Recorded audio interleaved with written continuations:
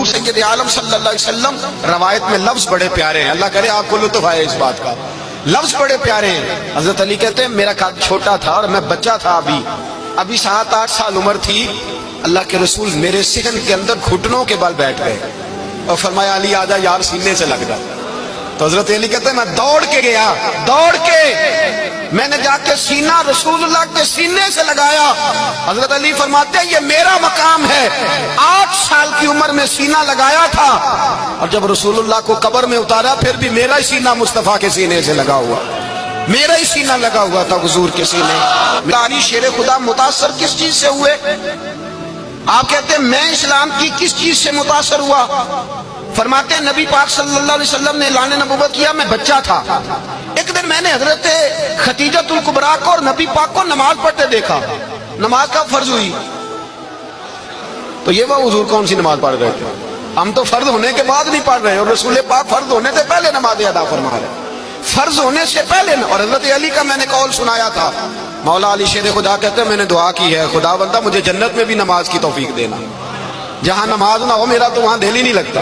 حضرت شیر خدا کرم اللہ تعالیٰ وجہ الکریم ارشاد فرماتے ہیں حضرت خدیجۃ الکبریٰ حضور کے ساتھ نماز پڑھ رہی تھی، اللہ اکبر کہا، پھر گردن جھکائی، دیر تک کھڑے رہے، پھر رکوع کیا، پھر سر سجدے میں رکھا تو دیر ہو گئی۔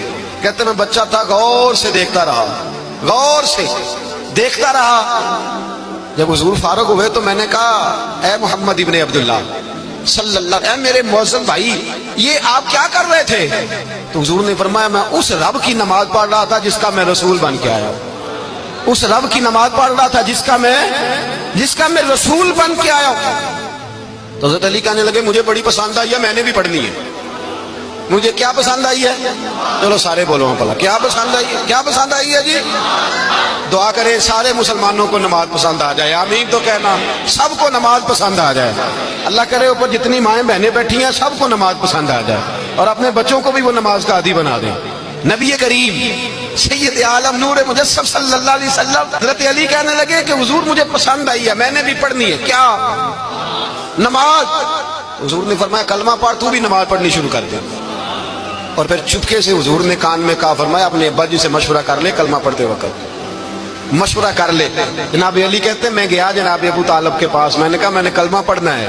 کہتے ہیں جناب ابو طالب کہنے لگے بیٹا تیرے حق میں سب سے بہتر وہی ہے جو محمد عربی فرمائیں گے، وہ تیرے حق میں سب سے بہتر ہے، اس لیے کہ وہ مجھ سے زیادہ تجھ سے محبت کرتے ہیں۔